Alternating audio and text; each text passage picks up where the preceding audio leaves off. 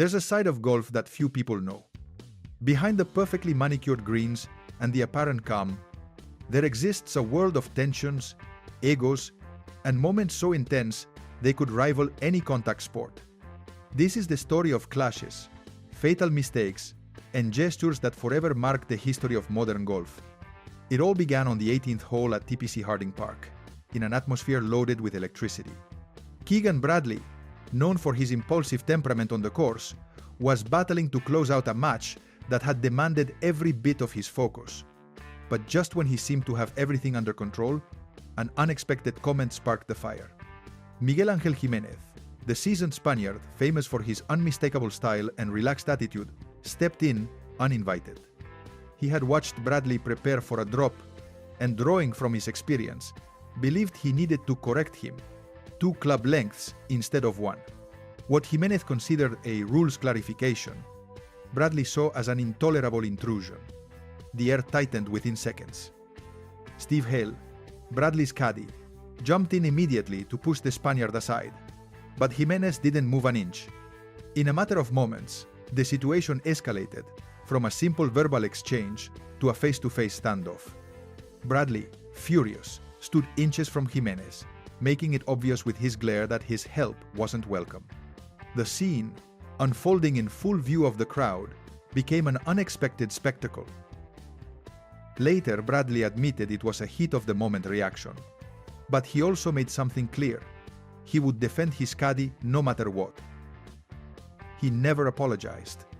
To him, he was simply doing his duty as a veteran, even if the world saw it differently. But golf doesn't flare up only through confrontations between players. Sometimes, threats come from outside the ropes, turning an elite tournament into a chaotic scene no one could have predicted. It was the final round of the 2024 Travelers Championship at TPC River Highlands. Everything pointed to an epic finish. Scottie Scheffler and Tom Kim neck and neck, each fighting to write his name into history. The tension was heavy. Fans held their breath as the players approached the 18th green, and then the silence shattered. From the edges of the course, a sudden burst of movement caught every eye. 6 individuals stormed the green, running with almost choreographed precision. They wore shirts with a blunt message: "No golf on a dead planet." Within seconds, they released smoke canisters that filled the air with red and yellow clouds and scattered an unknown powder across the pristine surface of the green. The crowd froze. The players, bewildered, stepped back as the atmosphere shifted into something closer to a protest than a sporting event. Golf's signature calm dissolved into visual and auditory chaos. Security reacted quickly. Officers rushed toward the activists, some of whom resisted fiercely. In mere minutes, the green became a battleground. Thick smoke, scuffles, and muffled shouts drowned beneath the rising murmur of the crowd. Scheffler and Kim, used to managing the pressure of a decisive putt, now faced a completely different kind of stress. Their eyes followed every movement as the situation was brought under control. Spectators, in disbelief, recorded every second on their phones. Golf, normally a sanctuary of calm and precision, had just become an unexpected symbol of environmental protest. That day, more than crowning a champion, the Travelers Championship delivered a historic moment. A reminder that even the most prestigious courses are not immune to the forces developing beyond their boundaries. Not all memorable scenes in golf come from chaos or confrontation. Some are etched into memory for their sheer eccentricity, as if defying the very laws of the sport and of physics. Arnold Palmer Invitational, 2013. Sergio Garcia, a player known for his composure and creativity, faced an unusual problem on the 10th hole.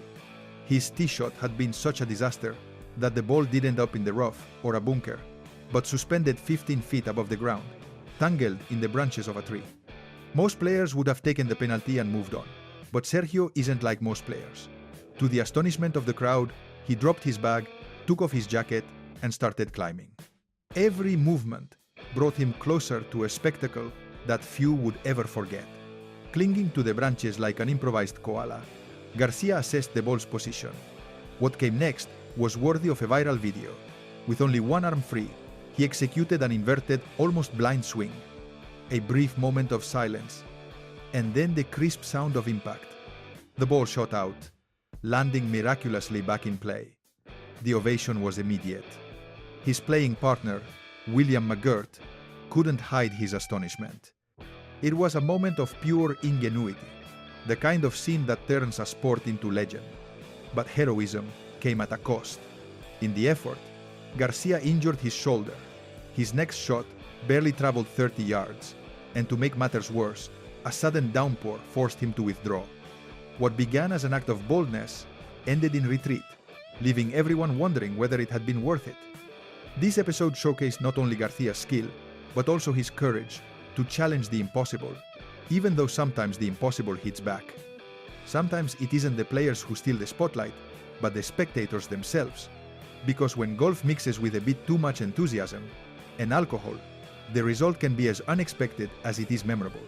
It happened on the 16th hole at Bethpage Black, during a championship marked by the course's extreme difficulty and the tension among competitors. Everything unfolded with the usual solemnity until an unusual scene stole the show. On the edge of the green, a fan, clearly affected by more than a few drinks, was wobbling dangerously. Marshals tried to keep him at a safe distance, but gravity and perhaps fate had other plans. With one misstep, the man lost his balance and tumbled straight into a greenside bunker. The crowd's reaction was immediate. First, a stunned silence, followed by waves of laughter spreading like ripples. But the show didn't end there. Determined to regain his dignity, the fan attempted to climb out of the bunker. Each attempt was more disastrous than the last. Slips, falls, and an unshakable determination that drew applause and cheers from the spectators. Finally, after several failed attempts, security intervened. 2 officers helped the unfortunate fan climb up the sandy bank, managing a retreat as ungraceful as his entrance. That day, while professionals battled to avoid the bunkers, a spectator proved, in the worst way possible, that getting out of one is no easy task. Not all golf controversies unfold on the grass. Some are born from words spoken off the course, words that expose an uncomfortable truth about how the sport and society perceive women. Former New York Mayor Rudy Giuliani learned this the hard way. During a podcast interview, he shared an anecdote that quickly ignited a media storm. According to his account, he had played a round of golf with Michelle V and Rush Limbaugh, with photographers closely following their every move. Jokingly, Giuliani described how the attention wasn't on him or Limbaugh, but on we. Michelle is beautiful, he said, before commenting on her unusual putting stance, insinuating that photographers were trying to capture compromising images of her underwear. The joke ended with an awkward laugh and the question, "Is it appropriate for me to tell this?" The reaction was immediate. Michelle V, without even mentioning his name, responded on social media with a firm message against the objectification of female athletes. She highlighted how disappointing it was that even in 2024, a professional could be reduced to an object of curiosity for her appearance, rather than valued for her talent and achievements. This incident didn't just place Giuliani at the center of controversy.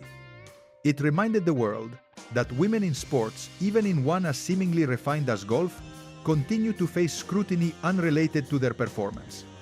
A bitter reminder that the path toward equality still has obstacles, even on the greenest and most prestigious courses on the planet. Golf is known for its almost sacred silence, a mutual respect between players and spectators that seems unbreakable.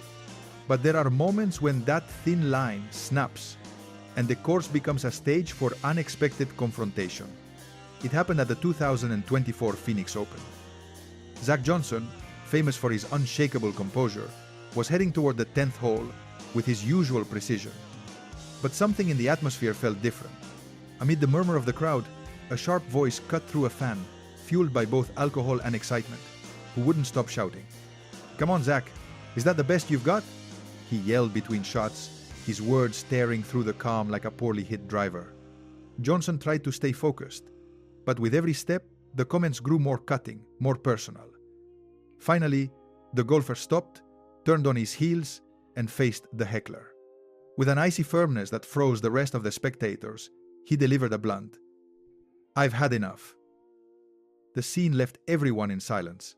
A man known for his poise had just shown that even the calmest have a limit. But it wasn't an isolated case.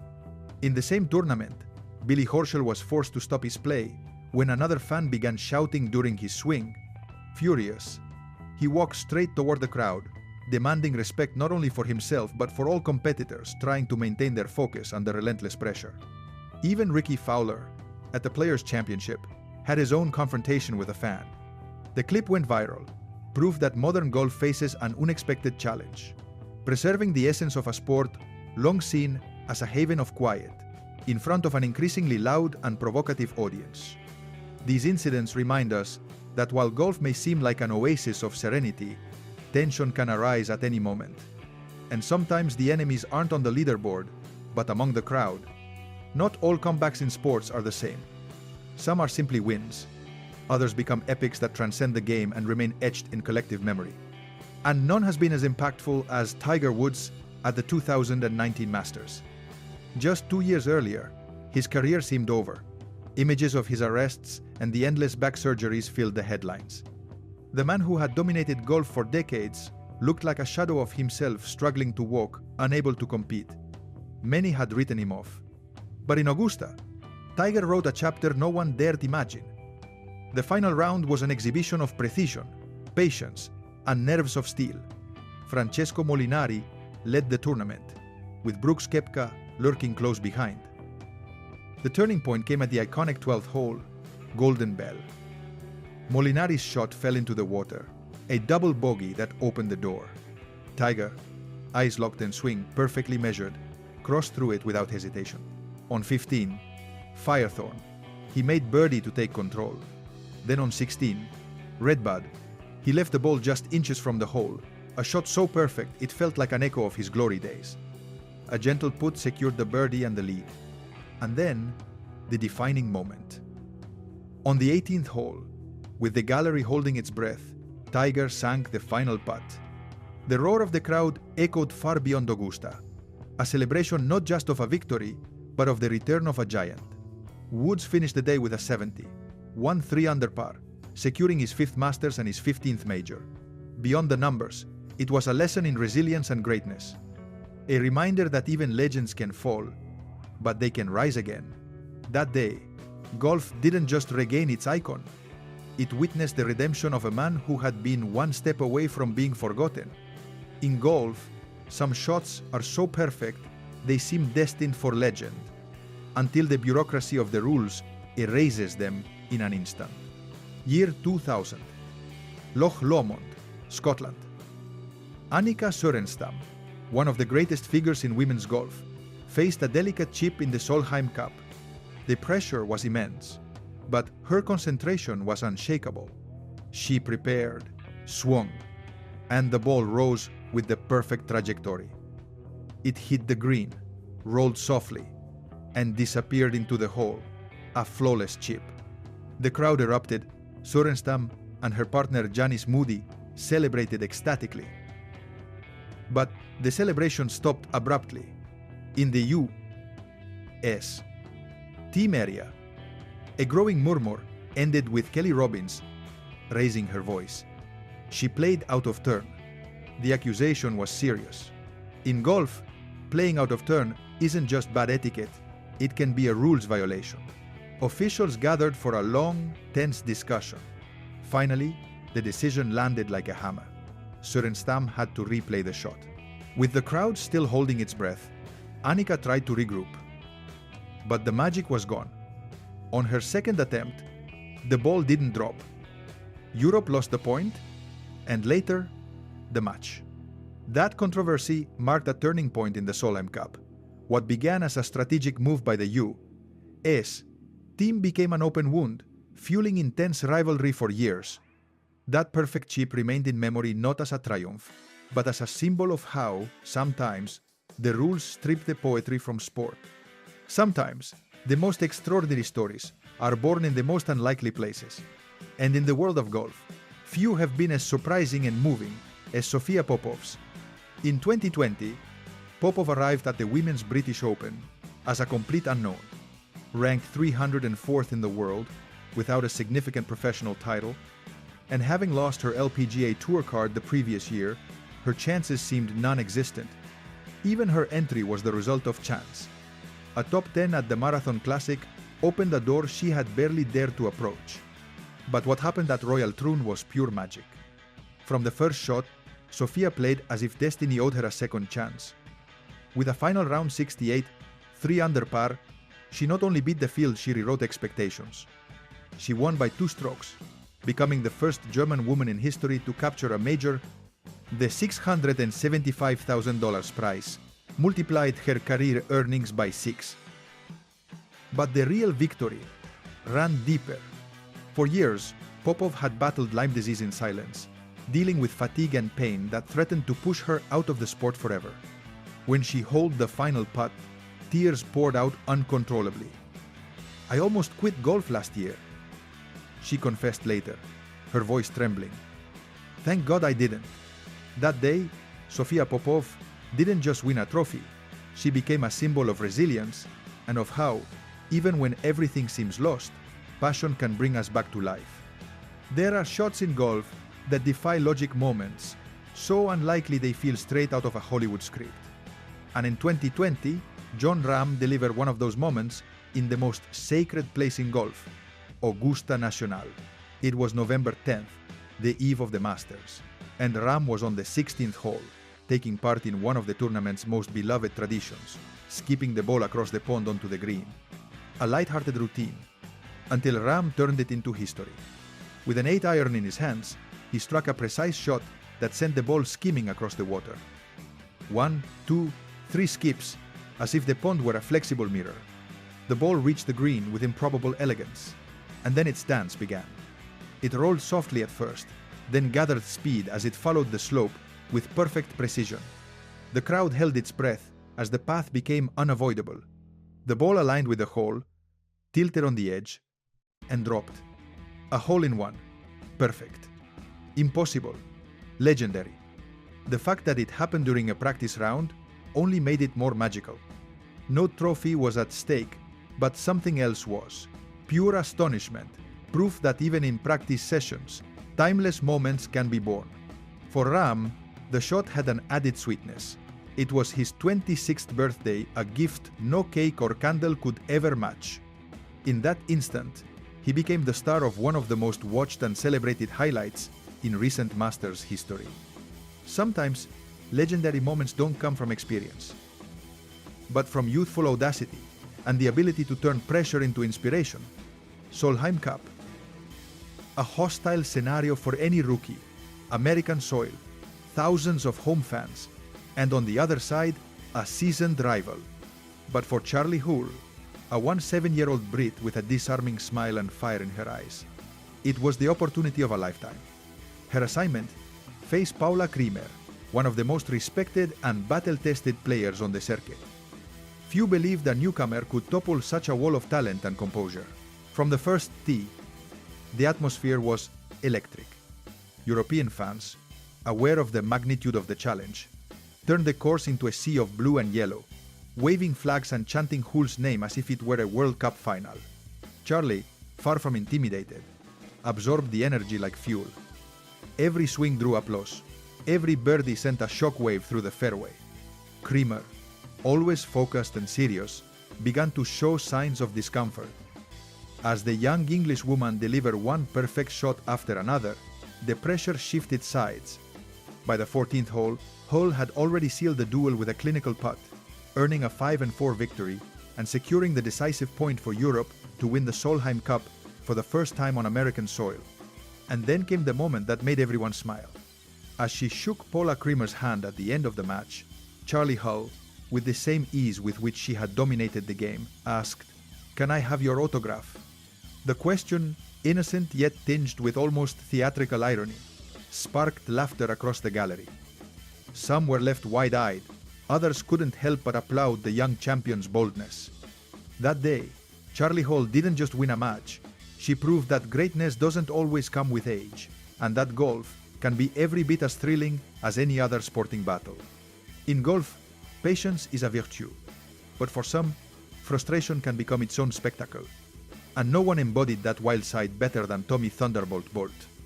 They nicknamed him Terrible Tommy, a name that might sound more fitting for a professional wrestler than a golfer. But Bolt earned it with every outburst, every club sent flying, and every furious glare at a caddy who was simply trying to survive the round. On one occasion, during a tournament in Miami, Bolt threw his driver with such rage that it ended up at the bottom of a canal. It sank so deep that even a professional diver couldn't recover it. His explanation? I did it to entertain the crowd. People love seeing a player suffer. And he certainly delivered. His reputation was so notorious that he even developed a peculiar theory. According to Bolt, the putter flies the farthest when thrown, followed by the sand wedge, while the driver is the most disappointing in terms of airborne distance. An empirical study which, though far from scientific, showed an unusual commitment to his craft. But perhaps the most iconic anecdote came when, after throwing nearly every club in his bag during an especially disastrous round, his caddy handed him the last remaining one. "Why are you giving me this?" Bolt growled through clenched teeth. Tommy Bolt was a whirlwind of talent and overflowing emotion. So much so that the PGA Tour was forced to introduce a rule penalizing unsportsmanlike behavior, a rule many attribute directly to him. In the world of golf, where composure is practically a religion, Bolt proved that even legends can have bad days. Even the greatest can make mistakes. But when the one who slips is Phil Mickelson, one of the most experienced and cunning players of his generation, the impact is much greater. President's Cup 2015. Day 2 of the competition in South Korea. The tension was heavy. The U.S. team and the international team were battling point for point in a matchup that promised to be memorable.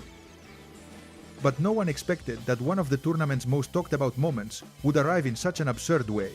Mickelson, playing alongside Zach Johnson in a 4-ball match, decided to switch to a firmer ball for his second shot on the par 5 7th hole. A decision that, at first glance, seemed harmless. After all, in the Ryder Cup played in the United States, the one-ball rule, which requires players to use the same model of ball throughout the round, doesn't apply. But this wasn't the Ryder Cup, and they certainly weren't on American soil. The rule was in effect, and the infraction was immediate: loss of the hole. Mickelson and Johnson went from being tied to losing a crucial point. As if that weren't enough, a confused referee informed Mickelson that he was disqualified from the hole. With no other option, Lefty picked up his ball and left Johnson alone to face Jason Day and Adam Scott. The result was predictable: a loss on the hole and an increasingly uphill battle for the Americans. For a player of Mickelson's caliber, someone accustomed to pulling the right strings in key moments, it was a basic, almost unforgivable mistake. A reminder that under the pressure of the biggest stages, even the sharpest minds can get tangled in the fine print of the rules. In a tournament where every shot matters, that slip changed the course of a match and left a blemish on the pristine career of a legend. Golf is often associated with calm, precision, and silence. But in 2014, for Pablo Larrazábal, a routine round turned into a nightmare worthy of a thriller. It was the 5th hole of a tournament in Malaysia. The Spaniard moved forward, focused, his game flowing with its usual calm. But suddenly, the air grew dense, almost heavy. A strange sensation alerted him, and when he turned his head, he saw something that froze his blood. A swarm of giant Asian hornets, 3 times the size of a regular bee, descended on him with ferocious intent. Within seconds, 30 to 40 of these insects surrounded him, launching coordinated attacks. His caddy, panicking, shouted, "Run!" But there was no escape. The hornets chased him relentlessly, driving their stingers into his neck and back. Nearby players, horrified, shouted the only possible advice: jump in the water. Without thinking twice, Larrazábal dropped his scorecard, kicked off his shoes, and dove headfirst into the adjacent lake. The cold, murky water became his improvised shelter. From there, he waited until the danger passed. Later, Pablo explained that the hornets had released pheromones on him, attracting even more of the swarm. He was stung over 20 times on the back and neck. Only his cap kept him from suffering even more severe injuries. "If I hadn't been wearing that hat," he admitted, "I probably wouldn't be here to tell it." Thanks to his quick reaction and the desperate warning from Thomas Bjorn's caddy, Larrazábal escaped what could have been a tragedy on the course. A brutal reminder that in golf, the greatest dangers don't always come from a bad swing. Sometimes, chaos in golf doesn't arise from a bad shot or a confrontation, but from something as seemingly simple as deciding where to drop a ball. Colorado, 2013. It's Friday afternoon, and the first 4-ball session is progressing smoothly. But on the 15th hole, time stops. Carlota Ciganda, playing for Europe, hits her ball into a hazard. Nothing unusual. Logically, it should have been a quick drop and move on. But that day, logic decided to take a break. What followed was a spectacle of indecision unlike anything seen before. Rules officials and referees gathered on the fairway, pointing at the ground, drawing imaginary lines in the sand, and consulting the rulebook as if trying to decipher an ancient code. Minutes passed. Then more minutes. 25 in total. Yes, 25 minutes to determine a simple drop point. In that time, another group could have played 3 entire holes, or even grabbed a snack and come back before the ruling was reached. Finally, the decision arrived and shocked everyone. For the uninitiated, that's like moving it to a different hole. The US team erupted in protest. Stacey Lewis, unable to contain her frustration, threw her arms in the air in pure disbelief. If not for the threat of a penalty, she probably would have thrown her club as well. The most unbelievable part came afterward. The LPGA admitted they had made a mistake. All that lost time, all the tension and controversy, only to end with a rules error. That drop became a symbol of how, in golf, even the simplest situations can turn into an endless saga. A moment that made it clear that sometimes the clock is the real enemy on the course. There are moments that not only define a career, but rewrite the history of a sport. And in 1997, a 21-year-old named Tiger Woods did exactly that at Augusta National. It was his first Masters as a professional, and from the very first shot it was clear he wasn't there just to compete, but to dominate. With a blend of surgical precision and almost superhuman confidence, Tiger moved through the course as if he had spent decades at the top. Round after round, he dismantled the field. On Saturday, he signed an imposing 65, 7 under par, leaving the rest of the players with an uncomfortable certainty. The battle was over. When the final round arrived, Woods was unstoppable. The result was historic. A victory by 12 shots, the largest margin ever recorded in the history of the Masters. In a sport where every stroke can mean the difference between glory and oblivion, that gap felt like an abyss. When he slipped on his first green jacket, Woods not only became the youngest champion in tournament history, he marked the beginning of an era of absolute dominance, one that would transform the way the world saw golf. In the years that followed, Tiger would add 15 majors and come within reach of Jack Nicklaus's legendary record. But that day, in 1997, with the sun lighting up Augusta and the crowd on its feet, the world witnessed the birth of a legend. Golf is a sport of millimetric precision, where every shot is calculated down to the smallest detail. But sometimes, not even the most perfect swing can anticipate the unexpected, especially when nature decides to intervene. First round of the 2024 U.S. Women's Open at Lancaster Country Club. Esther Henseleit Gapsa was preparing for a simple tee shot on the par 3 12th. Her posture was perfect, her focus absolute. With a smooth swing, she sent the ball skyward, tracing a flawless path toward the green. The crowd followed its arc in expectant silence, until the unthinkable happened. In an instant that seemed like slow motion, a bird crossed the fairway mid-flight, meeting Gapsa's ball head-on. The impact was brutal. The bird plummeted to the ground, while the ball veered off course and rolled aimlessly. The entire course fell silent. The commentators were speechless, the spectators frozen. Captured live on camera, the moment evoked the infamous Randy Johnson pitch from 2001, which ended similarly for an unlucky bird.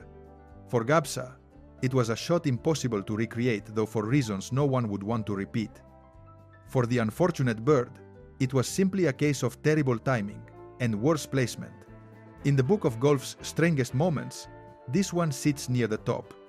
A strange, somber reminder that in this sport, even the perfect swing can end in disaster when nature claims its space. Sometimes, the biggest battles in golf aren't fought with clubs and balls, but with words. And in 2002, the Solheim Cup became the epicenter of a controversy that ignited before the first shot was even struck. It all began with Catherine Nilsmark, a Swedish player known for her sharp personality. Although she wasn't part of the European team that year, Nilsmark decided to stir the pot from afar. On a Swedish forum, she unleashed a series of incendiary comments aimed at the American players. She called Christy Kerr a spoiled brat. About Michelle Redman, she declared mercilessly, "She has absolutely no talent." The statements crossed the Atlantic like a wildfire. The LPGA, in a failed attempt at diplomacy, translated the comments and distributed them in the U.S. team's locker room. Imagine the heavy silence as the players read Nilsmark's words and the determination that sparked in their eyes. Patty Sheehan, the U.S. captain, tried to calm her team. "I know this makes you feel bad," she said. But inside that locker room, indignation became powerful fuel, and on the course, the response was overwhelming. In a dramatic turnaround, the American team rallied to win 7 consecutive singles matches, snatching victory from Europe at the last moment. Was it Nilsmark's extra motivation that pushed the U.S. team? No one can say for sure. But it became clear that, in the early 2000 Solheim Cup, the rivalry was just as fierce off the course as on it. In golf, obstacles are usually predictable: bunkers, water, impenetrable rough. But at the 2023 Mexico Open, players faced an unexpected and terrifying enemy: a swarm of bees. Everything seemed normal at Vidanta Vallarta. Erik van Rooyen was preparing for his approach shot. The crowd watched in silence, and cameras followed every movement precisely. But suddenly, the air filled with an unsettling hum. What began as a faint buzz turned into a roar. A dense, dark cloud of bees emerged out of nowhere, advancing toward the course like a living storm. In seconds, the usual order of the tournament collapsed. Players, caddies, and camera crews abandoned their positions and ran for cover.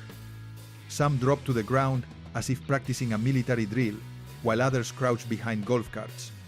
Amid the chaos, someone could be heard shouting repeatedly, "Bees, bees, bees!" Commentators, stunned, dubbed the moment the bee fog. Surprisingly, when the swarm finally passed, no one had been stung. Relieved, the players returned to their positions, though the tension on their faces showed it wouldn't be easy to regain focus. That day, the Mexico Open reminded us that in golf, the greatest challenge isn't always on the course. Sometimes it literally comes flying.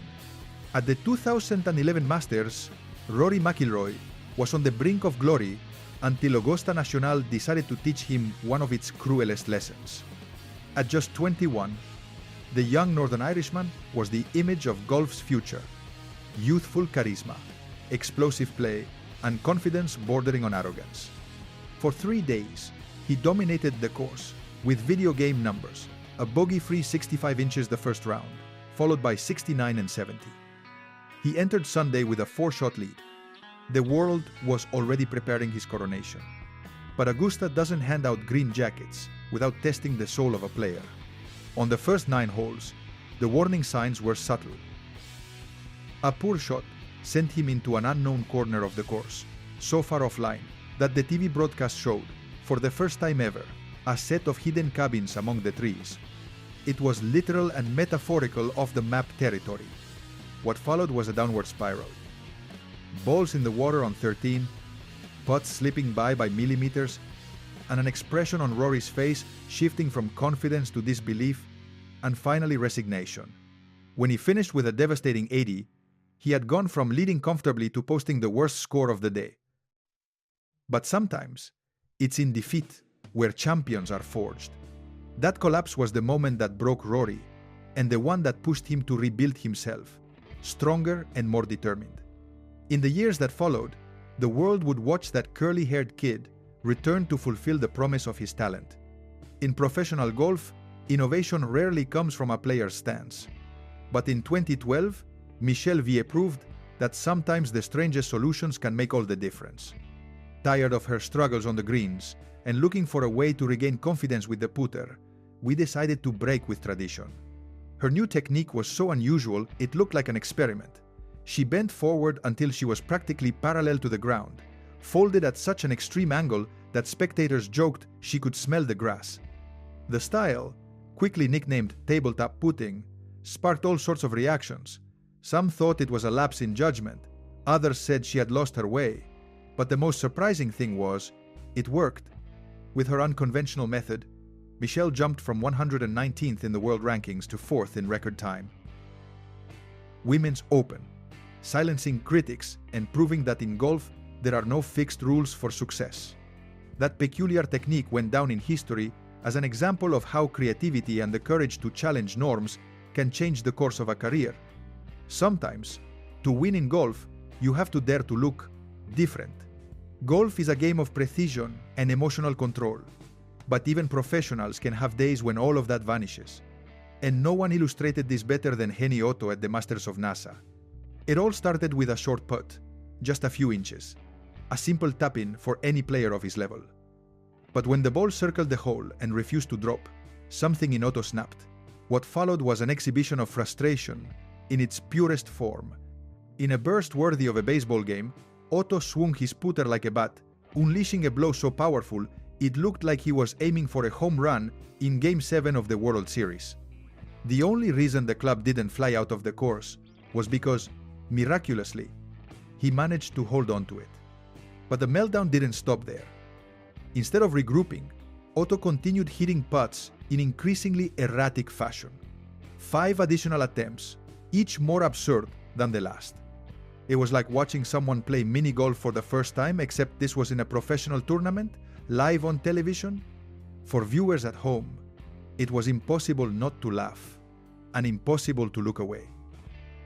That day, Henny Otto reminded us that even in a sport built on calm and composure, there are moments when emotions simply erupt. The Masters at Augusta is famous for its impeccable tradition and respect for the rules. But in 2023, a controversy took over the tournament when cameras captured an apparently innocent gesture that nearly triggered a rules scandal. Brooks Koepka had just struck a brilliant 5-iron on the par 5 15th. But as the ball approached the green, attention shifted to his caddy, Ricky Elliott. TV cameras clearly caught Elliott appearing to whisper 5, while Brooks, a few meters away, raised 5 fingers. To attentive viewers, the scene looked like a blatant violation of Rule 10, 2A, which prohibits sharing club information between players or caddies during competition. If confirmed, the penalty would be 2 strokes enough to change the outcome of the tournament. However, Augusta National imposed no penalty. According to officials, there wasn't conclusive evidence that illegal advice had been given. Koepka defended his caddy, insisting that Gary Woodland and his caddy had no idea which club was used, and that no information was exchanged. Woodland even supported that version, saying he never asked anything while walking the fairway. Despite the official decision, the controversy persisted across social media and golf talk shows. The gestures captured on video continued circulating, fueling theories and debates about the limits of ethics in the sport. In a tournament where every detail is examined under a microscope, that whisper, real or imagined, showed just how thin the line can be between strategy and infraction. Rory McIlroy is known for his calm, constant smile, and elegant swing.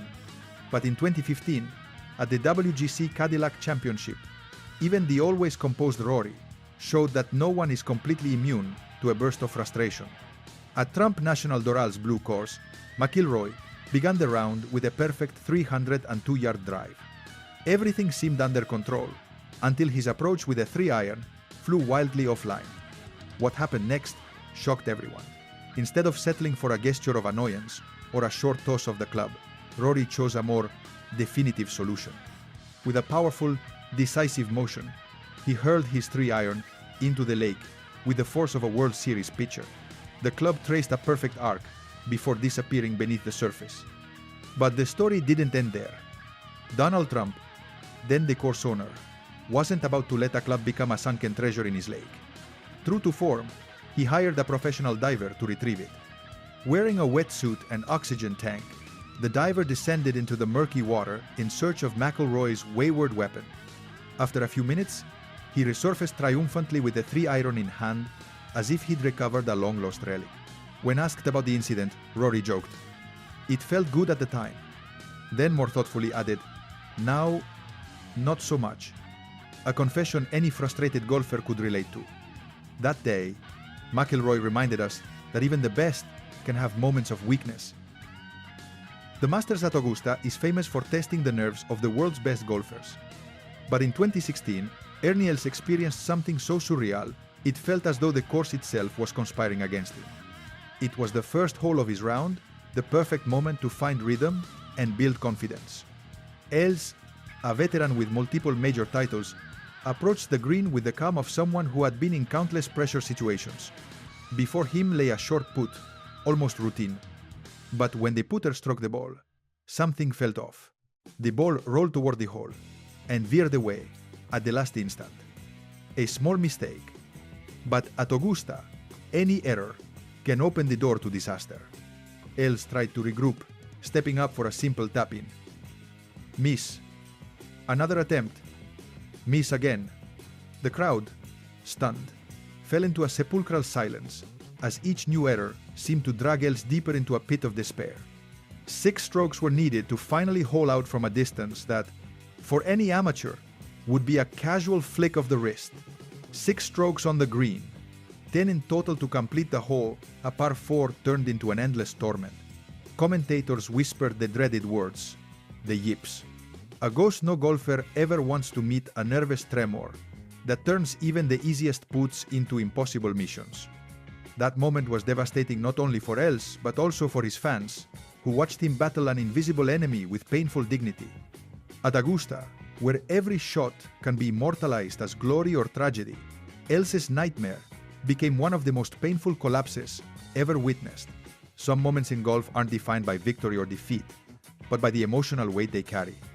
In 2023, Max Homa found himself in one of those moments, on the course where his childhood dreams had begun. It was the 18th at Riviera Country Club, host of the Genesis Invitational. Homa had already won this tournament 2 years earlier, but that victory came during the lockdown, without the warmth of family or fans. This time was different. The ropes along the fairway were lined with loved ones, cheering him on as he battled in an epic duel against Jon Rahm. With only a few holes remaining, Rahm surged ahead with 2 brilliant birdies, leaving Homa needing a miracle to force a playoff. And on 18, the opportunity appeared. A delicate chip from the edge of the green, the kind of shot that forges legends. With a smooth, precise swing, the ball came out low, spinning with just the right amount of backspin. The crowd rose from their seats, holding their breath as the ball rolled toward the hole, as if drawn by an invisible magnet. It was perfect. But at the last instant, fate intervened. The ball hit the edge of the cup and refused to fall. For a brief moment, he had believed. Everyone had. In the press room, the emotions finally caught up to him. With a trembling voice, he confessed, "When I won in 2021, no one was here. It hurts not being able to share this with everyone this time. But I tried. I tried." That day, Homa didn't need a trophy to earn the respect and affection of the golf world. Because sometimes, the true victory lies in the fight itself. Being a caddy at the Open Championship at St. Andrews is a dream for many. But in 2005, someone made it a reality in the most unexpected way, with a click on eBay. That year, Australian David Diaz found himself in a peculiar situation. He needed a caddy for one of the most prestigious tournaments in the world, and instead of turning to colleagues on tour or experienced professionals, he chose a rather unconventional method: auctioning the position online. The listing caught the attention of a London banker named Stephen Bridle, known online as Looper Boy. After a fierce bidding war, Bridle paid more than $20,000 for the privilege of carrying Diaz's bag during the tournament. Determined not to disappoint, Diaz even hired a professional caddy to train Bridle during a practice round.